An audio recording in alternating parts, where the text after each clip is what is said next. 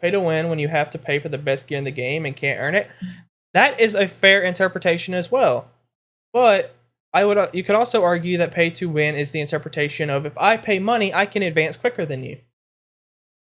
So we have one of Josh Strife Hayes' videos. What makes a game pay to win? I haven't seen this video yet, but I think that's like actually a very interesting discussion, especially because like every single time something new gets announced, like an MMO, especially an MMO, what is pay to win gets talked about a lot, right? This conversation comes up all the time. So, see what he has to say. You've probably heard many times before. Most people would describe it as the ability to become more powerful in a game by spending money, but what exactly does it mean? Why do so many people have such a vastly different interpretation of this relatively simple phrase? Why is there such ambiguity around three simple words? In this video, I'd like to look at... That's actually a very good question, right? Because what's pay to win to me might not necessarily be pay to win to someone else. Especially, and I like how he is showing specifically Reddit forums here. Like, oh my gosh, if you go on Reddit forums, there's a lot to do with this same discussion. Pay to win when you have to pay for the best gear in the game and can't earn it. That is a fair interpretation as well. But you could also argue that pay to win is the interpretation of if I pay money, I can advance quicker than you. Right? In MMOs specifically. Now, for things that are like I can advance more on a reward track that gives me cosmetics, no. But I can advance quicker than you. Right? You could also say that that is pay to win as well. But most people are like have the core question of can I get that same power with time spent? And if the answer is yes, I say most people are kind of like, okay, I get it. As long as it's within a reasonable amount of time, right? If I come up and I say that it's going to take you 100 hours to get this item that costs $10, then like, well, you're going to pay the $10, right? Most people are going to do that because they're going to do that little sort of balancing act in their head. So, pay to win. What is it? And what is my definition of it? Oh my gosh, that's actually such a hard question just because you can't really ever get away from money in games, right? Look at the Race to World First and things like that and how money gets involved into that situation, right? And then in general, the ability to attract talent because you have the ability to have, even if it is minor, monetary incentive and then be able to steamroll that, as well as how content creators who play the game for a significant amount of time because it is their job could have an advantage over players who can only play for like 4 hours a day. But a lot of games have systems in place that keep people from doing that. So it's kind of like the question of you're either spending time or money usually. And you don't ever really fully get away with money, but I think what most people, they have like a line on how much they expect pay to win or like money involvement in a game to matter. Like Star Trek Online, it's not pay to win, but they lock some nice ass ships behind a loot crate so nobody can get it unless you have a key and get lucky. Fuck loot crates. Yes, I agree, fuck loot crates. Let's see what he says, though. Many different people think pay-to-win means, how it can be applied, and the fringe cases where it may not be the most accurate descriptor. Then we'll look at how people are reframing the monetization systems to still sell you power, but not be considered pay-to-win. Ladies and gentlemen, welcome. I'm Josh Strife Hayes. Companies do that a lot. RPG games have made... Like, if something becomes like a negative word, right? Like if like loot boxes, loot crates, right? If that becomes a word, like brands will take that word and they'll rebrand it. They'll turn it into something else. Like we don't have loot crates. We have loot cups. They won't even say loot. They'll say like surprise mechanics. Right? Many different monetization methods available to them. Some games you buy once and then play forever without needing a monthly subscription, like Guild Wars 2. Some games have a free trial that you can play for as long as you want, but once you do start paying the monthly subscription, you must continue doing so, like Final Fantasy XIV. Some games are buy once and then there's an optional monthly sub that gives you a few bonuses that you don't necessarily need, but they're a nice advantage, like Elder Scrolls Online. Some games have a free trial and then a members-only area that you can pay as and when you want to access it, month by month. That'd be RuneScape. There are many different ways to monetize your game, and several of these methods favor the players, but The most widely hated monetization method by a long shot is when your game becomes pay to win. In the West, yes. Even in the East, I would say that there's probably a good amount of people that hate it. But I think in the East, they generally get away with it more. Not entirely sure why that is. I'm too ignorant of culture there to actually be able to understand. But generally speaking, Eastern games are more pay to win, or typically do get like the money sucked out of you more than West Side as well. Before we dive into exactly what pay to win is, consider dropping a like on the video or subscribing to the channel for more MMORPG content. Ring the bell for all the future notifications. I'm not signed in. As usual, a huge thank you to all the supporters on Patreon and Twitch. That's a lot of patrons. Alive. More on how you can support at the end. That's a lot of patrons. Let's begin. In this video, I'll have footage from various MMO games playing. They won't all be pay to win, but I will include the monetization methods for each game on screen. Depending on your own interpretation of the phrase pay to win, you may consider them so, and that's the first major hurdle with defining this phrase. It's so simple and short, it's open to many. This seems to happen a lot when it comes to when you get a mass group of people that tend to get behind one set of words or one phrase. There's a very high tendency that that one word or one phrase starts to mean several different things. It's like a recurring problem that happens. Many different interpretations, so let's break a few of the major ones down. The phrase pay to win is pretty simple. Paying money means you win the game, so let's go with that very simplistic version. Imagine you are playing a game. In the game, there is an amazing, super overpowered weapon. The only way to get the weapon is to pay real money. You cannot grind for it in the game, it's not dropped by a boss, and you cannot trade it with other players. Having this weapon makes you unkillable, and it's only accessed by paying real money. I think we could all agree this is an undeniable example of pay to win, and this type of system doesn't sit well with many. Yes, like almost every single first-person shooter or third-person shooter that came out in the mid-2000s. Exactly like that. Players, the few who can and do pay, will enjoy dominating those who can't. So those who can't will leave, and your game will die. Game designers know that selling overpowered weapons or armor for real money is a great way to make money very quickly, but it's not sustainable, because once your player base realize you are doing this, the majority of your player base who are not paying will simply leave because you also have the problem of like, okay, so once you actually put pay to win in the game, and I'm wondering if he'll get to this in a little bit, like hard pay to win, like cash shop, gun item that's just significantly stronger. Once you actually put that in the game, the people who can afford it will pay for it, and then they have the advantage over free-to-play players, and free-to-play players will then start to slowly leave. But the moment your paying players can no longer afford to keep buying the shit that you throw at them that's the latest overpowered thing, they will also leave, eventually. The game becomes unfair to them. If you sell power, you will make money, but you will also alienate a massive amount of your player base, and this is not exactly a good tactic you want to go for when game designing. So what if there was a way to keep selling powerful things, but also keep all of the non-paying players around?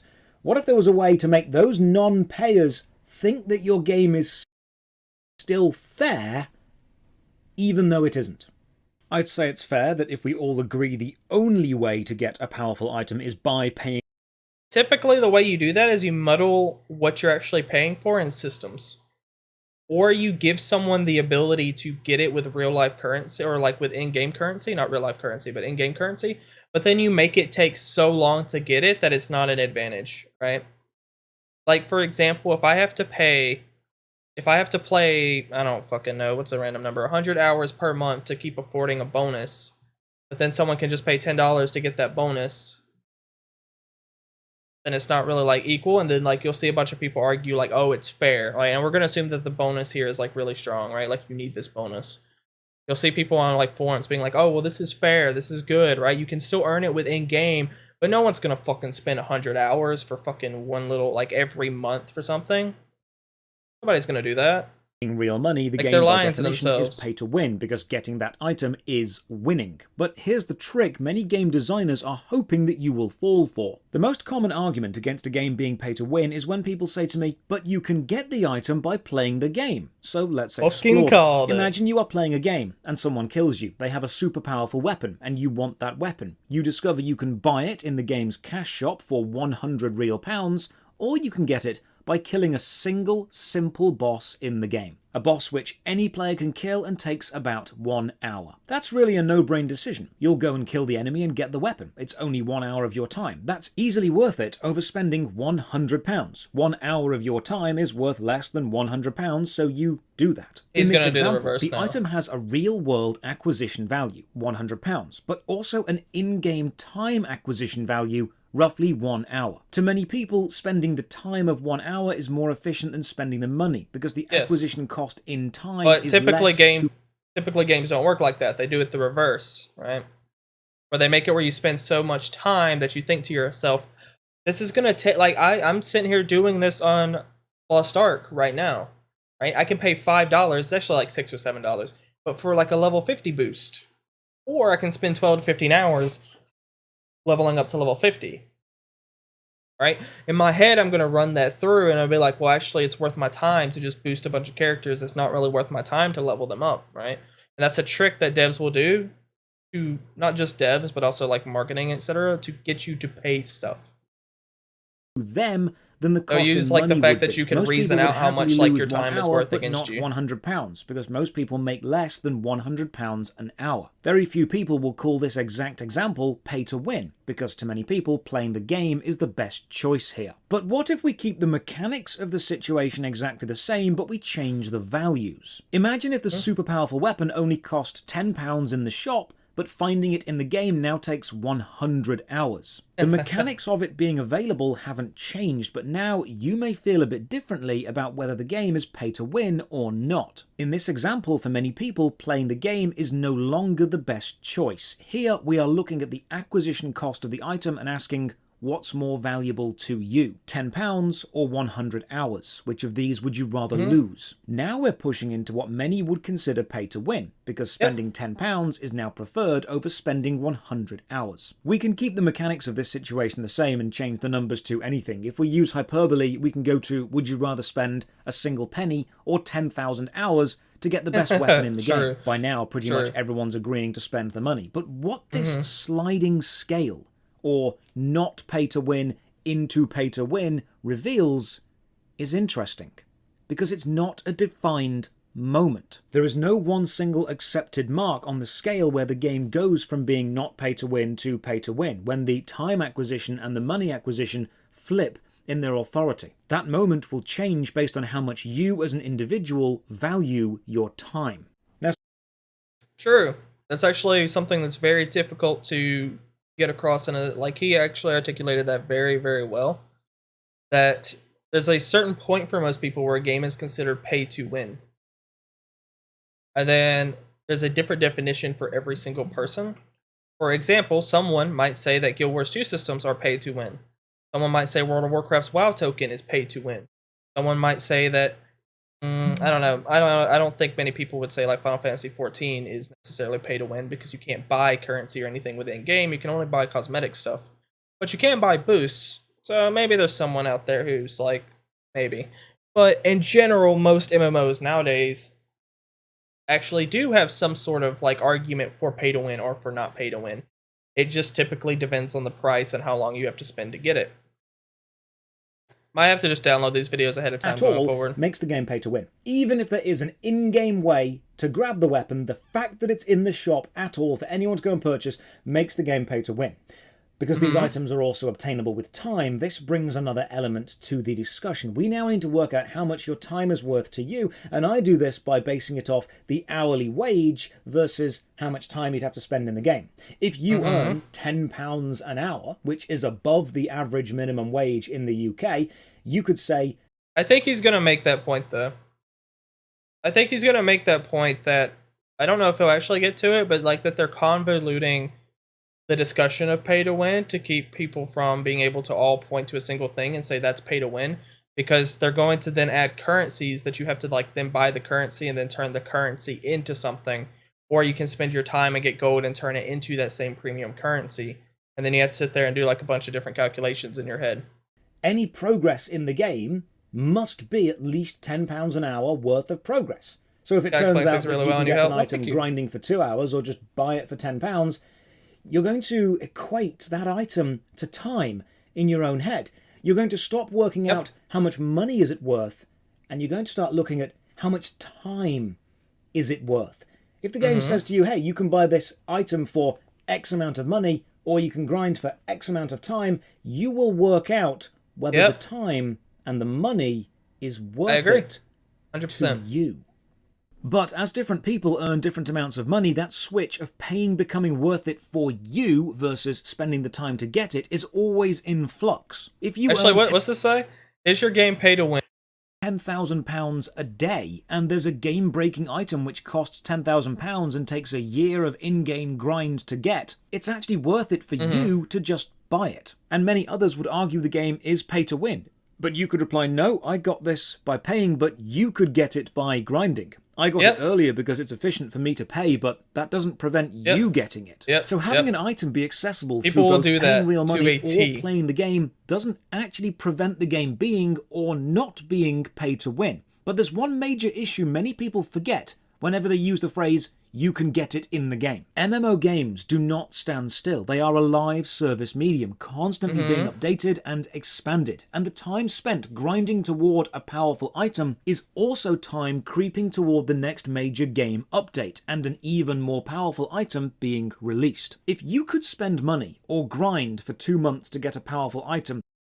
Okay, I know exactly where he's going to go with this. He's going to go with the fact that if I can sit there and I can buy like a boost, or if I can buy something that gets me ahead now, I can then spend that excess time getting further ahead, right? In comparison to if I don't pay it and then I have to spend that 2 months grinding to get that item, I finally get the item, the new thing comes out, and then I'm still behind the guy who paid, right? As long as two people are playing at equal points, the more you pay, the more you'll stay ahead. You pay, you get an advantage, and then you take that advantage, and then that gives you more free time, and that free time gives you a bigger advantage because now you can farm faster, you have more time to farm in general, and so on and so forth. But in 2 months' time, there's going to be another update with a better item. Now you're faced with an even more predatory choice. The power of any weapon or armor in a game is judged based off the power of other weapons and other pieces of armor. You are the best in relation to others. If once you grind for the best item, another more powerful one has released, you never actually have the best. You will never get that feeling of superiority. Neverwinter did this incredibly badly. It would take you months to get the best item. I was wrong. He didn't go that way. You did, the new expansion was here, and your item wasn't the best anymore. In this case, paying for the item is your only choice if you want to use it while it is still the most powerful. And it's this design technique many people forget and companies use all the time, because hardcore fans of the game will instantly rush to the classic line of, you don't need to pay, you can get the items by playing. But they fail to account for the cost of the time investment, meaning even if you can get the items by playing, by the time you get them, they are no longer relevant in comparison to the other items in the game.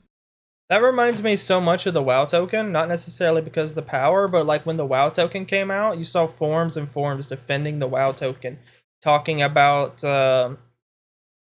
old father-in-law who has like 8 kids, works 3 jobs, only plays like 10 minutes a week, and can't afford to buy his consumables for his LFR run. Right? Like the WoW token came out and you saw all these people defending it in a way like, hey, it's okay, they just buy a little bit of gold, and they would always use this like example of someone who doesn't have much time to play but wants to play and then can buy the gold. And well, we've seen how that ended up. But what if the shop isn't directly selling the item or the weapon? What if you can't go to the cash shop and just buy the end game gear straight away, but you can buy small minor advantages that will make getting the end game gear easier? You can buy a faster mount than anyone else can get. You can buy more inventory spaces. You can buy a revive potion for you or for your entire team. You can buy an upgrade item. Or if your game has an upgrade system where the item or the reagents may break, you can buy a... Say I like this dino cup. This dude has some awesome cups, like every single video. He has so many cups. Special item which prevents the item breaking, prevents loss of the reagents. You can buy all these little advantages. And that's where the lines become blurred. Pay to win, pay for advantage. Are they just the same thing with extra steps?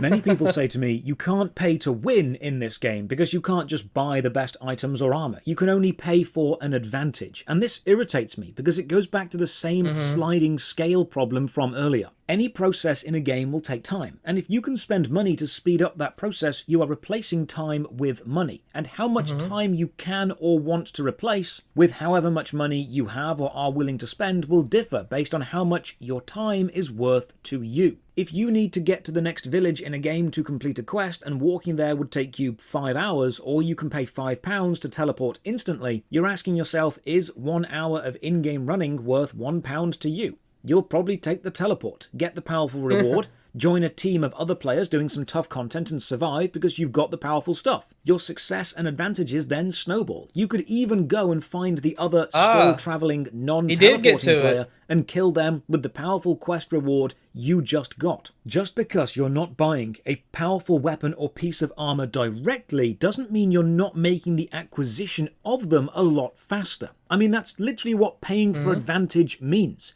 You're still giving yourself... BDO does that really well. Right? BDO, you buy all these different cash shop items. You buy things that are like keep you from breaking your gear or for it downgrading to a certain point. You buy these pets that get you the ability to loot faster. You buy a better mount. But I mean, almost everyone knows like BDO is like pay to win. But that's just because there's so much of it, right? But if you took like any one of those one systems and like put it into one game, so like one system into one game, so if you just took the pet system alone, put it into another game, someone would probably make the argument like, oh, well, that's not pay to win, right? You could still like get the pets and everything. The ability to access the win state faster. Instead of directly buying the sword, you're directly buying an advantage to go and get the sword. There's an extra step involved, but ultimately spending money still means you are getting to the win condition faster. If a company wants to sell you something, they need to work out whether it's a thing you want or a thing you need. If it's something you want, you can often just pass over it, because people are pretty good with money. If it's something you need, you're much more likely to buy it. So they start selling you things you will need, like power. If you don't buy it, you'll fall behind. But then they realise that once the player base works out they're doing this, the player base leaves. So a company is in an interesting position, where they want to sell you something. I think the templates help us start PvP. Yes. I'm a big fan of equalized PvP though, even in MMOs. You want, but they also want to give you a way to acquire this needed thing without paying real money. Because that's the justification for saying the game isn't pay to win. If there is an item in the cash shop, but there is also a way to acquire the item in the game, they don't want you to acquire it in the game, because they don't make any money when you do that. It's in the game so they can point to that and say, look, it's not pay to win, it's in the game. If they really wanted you to acquire it through playing the game, it wouldn't be in the cash shop. The cash shop is full of things that you will eventually need. This makes the game pay to win. Even if you can acquire those things in the game, through time, the company often forgets, and hopes that you forget as well, that your time is as valuable, if not more valuable, than your money. So how do we define pay to win? Well, unfortunately, because it's such a simple phrase, definition is difficult. There's a reason legal stuff is long and wordy. It's to be as specific as possible. True. If the definition of something really matters, you can expect pages and pages of very complex legalese explaining exactly what it is. The phrase pay to win means too many things because different people can have different definitions for when paying becomes winning, how much the paying needs to be compared to potential time investment, or what winning even is in an Yes, on that exact same subject, like you'll see people who are like, oh, well, the game's like pay to win, but then people will counter argue that like PvP's balanced. And like and like the hardest rates in the game are also equalized too, as like a challenge thing, so that's cool, but they'll say that PvP's balanced, and then they'll be like, who cares about competitive PvE? Who cares about like winning in PvE? Only PvP matters. Even though I remind that as much as I do enjoy PvP in MMOs from time to time, that PvP in MMOs is typically a minority compared to the amount of players that actually play an MMO to play the PvE. MMORPG game. Personally, I see the virtual world as separate from the physical, and any limitations you've faced in the real world shouldn't follow you into the virtual, and likewise any advantages you have shouldn't transfer over. The great thing about the virtual world is the chance to reset the equilibrium, to have everyone on an even footing. It's one of the greatest strengths of online adventure games. We are all adventurers and we all start fair. But the more you allow the real world wealth to impact this, the less fair it becomes. One of the most beautiful ideals of the online adventure game is as long as two players can access the same game, they should start on the same footing, and their success in the game should be based on their understanding and their skill within the game. If putting more money into a game makes your life within the game easier, or gives you an advantage like travelling quicker, or carrying more, or getting closer to the ideal win condition as considered by the majority of the player base, someone will argue your game is pay to win. But if you can achieve all of these in-game without paying real money, someone else will defend it as not pay to win, because you can use your time instead. What the defenders often fail to address is what time is worth changes person to person, and how long you get to enjoy the item for will dictate whether it's worth paying or worth grinding. If getting an item would True. A good example of this that I don't mind too much, and this is just my personal take, is Path of Exile stash tabs. Right? I would say that stash tabs are pretty pay to win / pay for advantage in terms of you buy the stash tabs. If you don't have the stash tabs, you just don't have enough stash tabs to actually be able to organize things or to be able to drop things off quickly and then go into the next map. It speeds you up, thereby giving you an advantage over people who don't buy it. The difference is that once you buy stash tabs, they are with you forever. Right? I buy stash tabs for the price of a $60 game. Right? I probably bought two $60 games on Path of Exile over the years. But you know, like, bought it and then it has stayed with me ever since. Anytime I pick up that game for a new season, I go in and I play it, and I permanently have the stash tabs on every single character that I use. Now, again, I find that that's one of the better systems because it feels more like I'm actually just paying for the game in a way, where Path of Exile just feel like I'm paying, here's $60, give me some stash tabs, now I can properly play your game, and I actually feel like I'm actually just paying for the game. In comparison to something like he was saying, where every 3 or 4 months, a new system comes out that you have to pay for. But take 1 year, but within 1 year the item will become irrelevant. Grinding is now pointless. Paying becomes the only way. Where does the line for pay to win or pay for advantage lie for you personally? How much money per item versus hour of grind is the correct balance point? Are there any acceptable examples of pay for advantage, or is selling power on any level at any amount always unacceptable because it cannot possibly be balanced to be completely inclusive? Let me know in the comments below what you think about paying to win or paying for advantage in games, and in the future I'll return to this topic and we'll try to find the perfect line, balancing cost and time. Cheers for watching. Okay. That was a pretty good video. I think on that last note, one thing that probably would really help that video had so much information. It was great. Yeah, he makes great videos. I like all his videos. Going back to what I said about Path of Exile, right? Yes, their cosmetics are like ridiculously over expensive. But when it comes to stash tabs specifically, I think most people have a big problem with pay to win because the amount of money that you can spend almost never ends. Right? We're not talking usually when we say pay to win games about games that if I pay 50 or 60 bucks, I'm on equal footing with everyone, aka the cost of a box priced game. Most pay to win games end up having a ceiling of being whale level with like several $1,000s. Right? If I go in Lost Ark as an example, doesn't mean that it necessarily defines everything for pay to win. And I just decide I'm going to throw $20,000 at this game and then turn it into currency. That is an advantage, right? Versus a game that I could just pay 60 bucks for and that's it.